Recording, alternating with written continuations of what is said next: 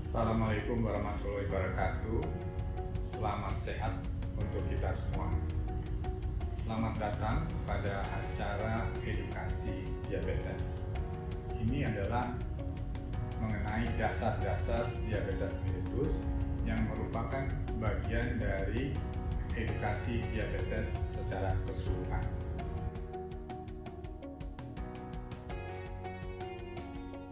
Apa itu diabetes? Diabetes adalah penyakit gula atau kencing manis, yaitu suatu keadaan di mana terjadi peningkatan kadar gula darah di atas normal yang terjadi secara kronik atau jangka panjang. Hal ini terjadi oleh karena adanya gangguan dari sekresi insulin ataupun gangguan dari kerja insulin.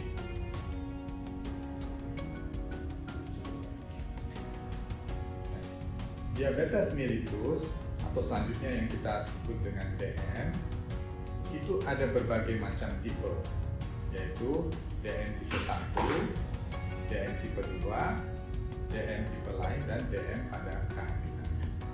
DM tipe 1 biasanya terjadi pada usia yang lebih muda dan dia membutuhkan insulin untuk mengatasi kadar gula darah yang tinggi. Sedangkan DM tipe 2 terjadi pada usia di atas 40 tahun pada umumnya dan pada umumnya dapat diatasi dengan pemberian obat dan juga perubahan dari gaya hidup. Sedangkan DM tipe lain ini terjadi oleh karena kondisi-kondisi penyakit tertentu. Misalnya pada keadaan di mana pasien mendapat terapi kortikosteroid ataupun juga pada keadaan penyakit hipotiroid. Sedangkan DM pada kehamilan adalah pada ibu yang sebelumnya adalah normal tetapi kadar gula darahnya meningkat di atas normal selama kehamilan.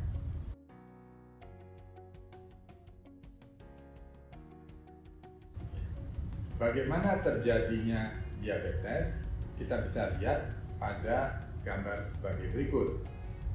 Ketika kita makan, khususnya bila kita makan yang mengandung karbohidrat atau zat tepung, maka dia akan dicerna di dalam usus menjadi gula. Dan gula itu di dalam usus akan diserap masuk ke dalam pembuluh darah. Kemudian gula yang mengalir dalam pembuluh darah itu, ini semua akan menjadi sumber energi bagi tubuh. Dia akan pergi ke seluruh tubuh dan akan diambil oleh sel-sel jaringan. Tetapi untuk masuknya gula ke dalam sel-sel jaringan itu membutuhkan kunci. Nah, kunci itulah yang kita kenal dengan hormon insulin. Ya. Dengan adanya hormon insulin yang sebagai kunci ini, kemudian gula itu bisa masuk ke dalam sel dan akhirnya bisa dimanfaatkan untuk sumber energi atau tenaga bagi tubuh kita untuk semua aktivitas, baik aktivitas fisik maupun juga kerja dari otak. Apa yang menyebabkan diabetes itu? Khususnya DM tipe 2. Memang yang paling banyak di antara 4 tipe DM itu yang paling banyak 80% adalah DM tipe 2 yang terjadi pada orang-orang dewasa. Kenapa hal ini terus meningkat? Oleh karena terjadi perubahan gaya hidup kita. Jadi kita bisa lihat di sini pola makan kita berubah. Oleh karena Indonesia sudah lebih makmur, pendapatan meningkat, maka konsumsi makanan itu menjadi berubah, lebih banyak mengandung energi dan juga banyak mengandung karbohidrat dan lemak. Demikian juga mengenai gaya hidupnya. Orang lebih banyak duduk santai, menonton TV, dan kegiatan-kegiatan di rumah itu lebih banyak yang dikerjakan dengan mekanis. Contohnya adalah mesin cuci, ya. Kemudian juga vacuum cleaner. Jadi dengan demikian pekerjaan secara fisik di rumah itu menjadi lebih menurun. Inilah yang menyebabkan kemudian banyak orang menjadi lebih gemuk. Dan kita bisa lihat dari hasil survei bahwa jumlah orang gemuk di Indonesia itu semakin meningkat, berkisar sekitar 30% dari populasi. Jadi konsumsi yang berlebihan atas lemak dan gula inilah yang menjadi sumber meningkatnya jumlah pasien-pasien DM tipe 2. Pada diabetes, khususnya diabetes tipe 2, yang terjadi adalah gangguan sekresi dari insulin dari kelenjar liur perut atau pankreas. Produksinya menurun, akibatnya apa? Gula tidak bisa masuk ke dalam sel-sel jaringan. Dan gula yang berlebihan ini kemudian beredar di dalam darah. Hal lain yang terjadi adalah bahwa memang terjadi hambatan kerja dari insulin. Mungkin produksi insulinnya masih cukup, tetapi sel-selnya itu menolak kerja insulin, atau kita kenal dengan insulin resisten. Jadi dua hal ini yang terjadi. Insulin resisten bisa diatasi selain dengan obat-obatan adalah dengan aktivitas fisik ataupun olahraga. Oleh karena itu, olahraga bisa menurunkan kadar gula darah.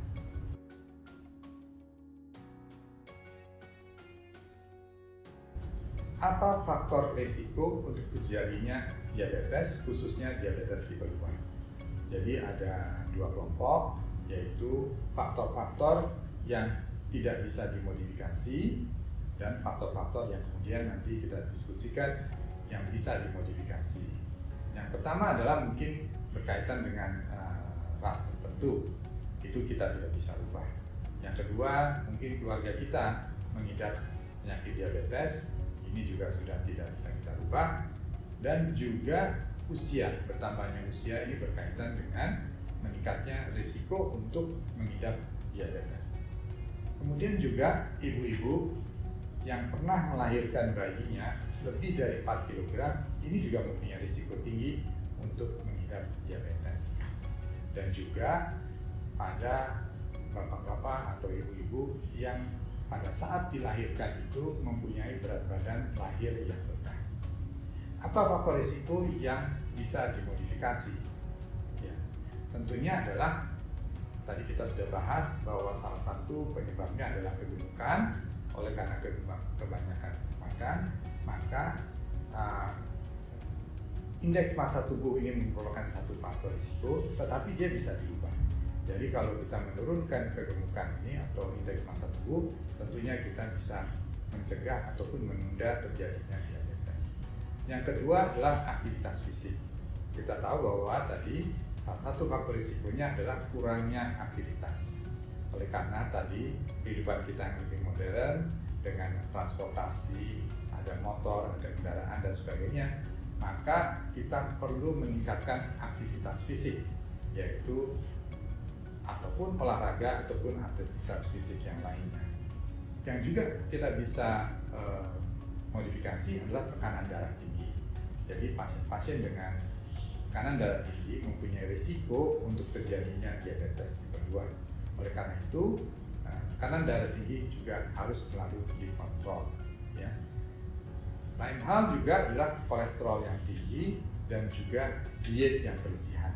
Nah, ini semua 5 faktor ini bisa kita modifikasi dan dengan demikian kita bisa mencegah terjadinya diabetes.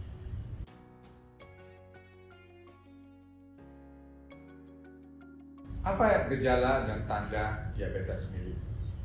Kita bisa lihat 3P, yaitu banyak kencing, terutama kencing pada malam hari, banyak makan, dan banyak minum oleh karena rasa haus.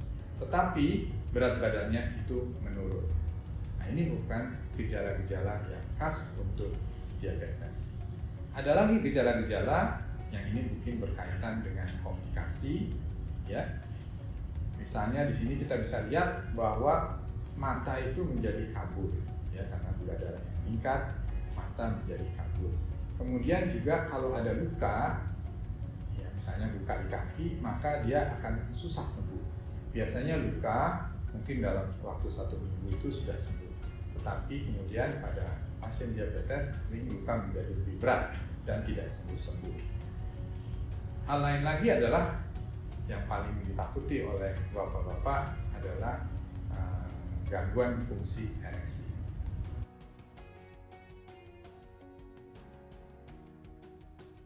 Tentunya bapak-bapak, ibu-ibu akan bertanya, bagaimana menentukan bahwa seseorang itu diabetes atau bukan?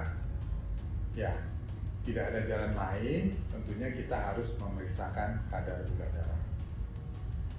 Kalau kita memeriksakan kadar gula darah dalam kondisi puasa dalam hal ini tidak makan selama 8 jam terakhir, tetapi boleh minum air putih, kadar gula darah di atas 126, ya, ini merupakan diagnosa untuk diabetes.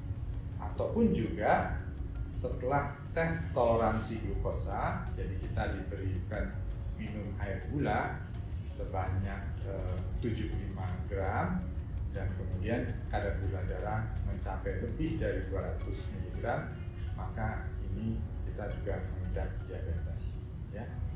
Hal lain juga yaitu pemeriksaan gliko-HB atau HbA1c.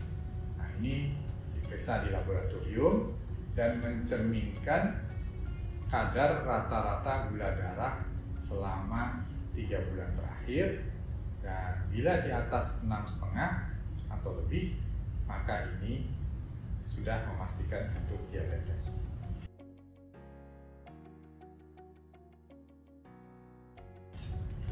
Baik, kita sampai pada terapi diabetes.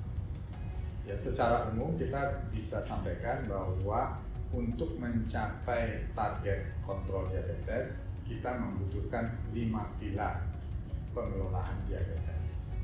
Yang pertama, yang paling penting adalah diet, ya, atau pengelolaan makan. Di sini kita harus menyesuaikan kebiasaan makan kita sesuai dengan kebutuhan kita.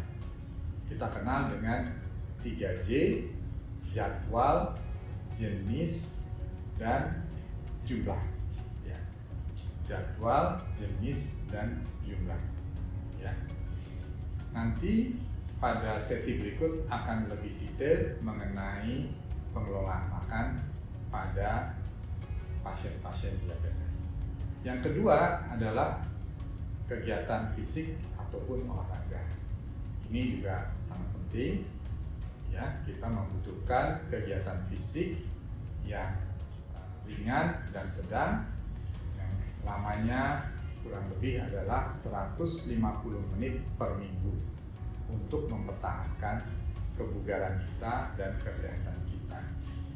Yang ketiga adalah monitoring. Tentunya kalau kita mengobati, kita harus tahu apa yang kita lihat, ya tentu kadar gula darah. Jadi kita harus monitoring kadar gula darah kita sudah turun atau belum. Yang keempat, ya, bapak-bapak dan ibu-ibu harus mengikuti edukasi diabetes. Maksudnya apa? Karena kita tahu bahwa diabetes itu bisa terkontrol tetapi tidak bisa sembuh. Oleh karena itu kita harus paham. Tujuannya adalah dengan memahami diabetes kita bisa mencegah komplikasi. Hal lain yang juga perlu diperhatikan adalah perawatan kaki dan juga manajemen stres. Karena apa? Karena kalau kita stres, gula darah itu meningkat. Yang juga tidak kalah pentingnya adalah obat-obatan. Nah, obat-obatan ini bisa dikelompokkan, ada obat-obatan yang diminum atau obat-obatan oral, tablet, dan ada obat-obatan yang disuntikan. Mungkin yang sudah dikenal adalah insulin, dan ada satu jenis lagi obat suntik yaitu agonis GLP-1.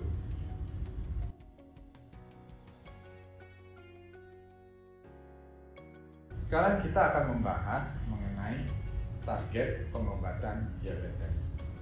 Kita tahu bahwa target pengobatan diabetes tidak hanya untuk menurunkan kadar gula darah, tetapi untuk menghindarkan pada komplikasi diabetes yang cukup banyak.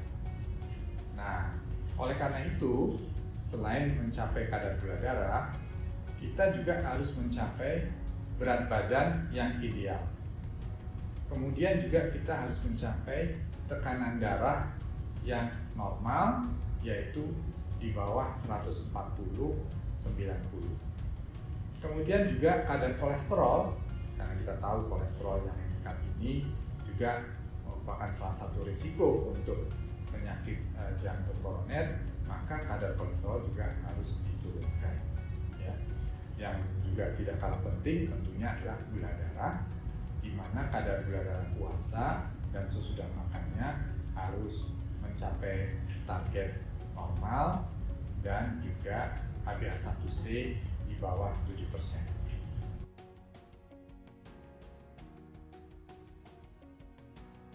Tadi kita bahas bahwa tujuan pengobatan diabetes itu adalah untuk menghindari komplikasi diabetes. Secara umum, komplikasi diabetes itu kita bisa bagi atas komplikasi yang terjadi akut dan komplikasi yang kronik. Dua komplikasi akut adalah kadar gula darah yang terlalu tinggi, misalnya kadar gula darah itu di atas 300, 400 bahkan lebih, yang bisa menyebabkan keadaan yang kita sebut sebagai ketoasidosis, yaitu keasaman dari darah. Ya, yang ini sangat membahayakan bagi pengidap diabetes. Yang lain adalah kadar gula darah terlalu rendah, yang terjadi oleh karena makan yang terlalu sedikit atau pemberian obatnya yang terlalu berlebihan. Dan kadar gula darah di bawah 70 mg/% ini bisa menimbulkan gejala-gejala yang harus kita kenali dan harus kita hindarkan. Mengenai komplikasi kronik, ini ada bermacam-macam, tapi pada umumnya kita bisa bagi dua, yaitu yang mengenai pembuluh darah besar dan yang mengenai pembuluh darah kecil. Yang mengenai pembuluh darah besar itu antara lain adalah stroke. Ya, ini juga sering terjadi pada pengidap diabetes. Kemudian juga penyakit jantung koroner, ya, atau MCI. Dan kemudian juga yang ketiga adalah pembuluh darah perifer yang biasanya terjadi pada luka di kaki yang tidak mau sembuh-sembuh. Ini adalah komplikasi pembuluh darah besar. Nah, apa komplikasi pembuluh darah kecil pada pasien diabetes? Yang juga tidak kalah pentingnya adalah gangguan fungsi ginjal yang bisa berakhir dengan kebutuhan untuk cuci darah secara kronik. Dan kemudian satu lagi adalah gangguan pada retina bola mata yang bisa berakhir dengan kebutaan. Oleh karena itu kita perlu kontrol gula darah yang baik, dan juga tadi mengenai berat badan harus dijaga, tekanan darah harus dijaga, kadar kolesterol harus dijaga, dan kadar gula darah harus mencapai target untuk menghindarkan komplikasi-komplikasi tersebut. Kita sampai pada akhir diskusi kita hari ini mengenal apa itu diabetes, dan kita telah mendiskusikan mengenai DN tipe 2 yang banyak pengidapnya di Indonesia. Dan sekali lagi saya tekankan bahwa diabetes itu memang boleh dikatakan tidak terlalu mengganggu. Yang mengganggu adalah komplikasinya, khususnya komplikasi-komplikasi kronik yang bisa membahayakan atau mengganggu kualitas kehidupan kita di kemudian hari. Saya ucapkan terima kasih kepada Bapak-Bapak dan Ibu-Ibu sekalian, dan mudah-mudahan bisa mengikuti sesi-sesi atau seri edukasi selanjutnya untuk lebih detail memahami mengenai diabetes mellitus atau kencing manis. Wassalamualaikum warahmatullahi wabarakatuh.